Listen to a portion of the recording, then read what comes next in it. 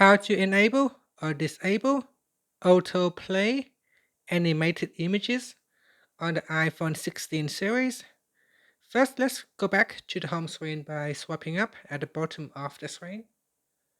From the home screen, tap on Settings. Then in the Settings page, we scroll down and tap on Accessibility. Then scroll down and tap on Motion. After that, tap on Autoplay Animated Images.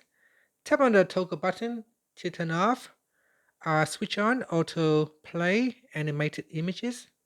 And down here it says Control If Videos, Animated Images, and Full Screen Effects in Messages play automatically. So in here, if you turn this on, then images in messages will automatically play.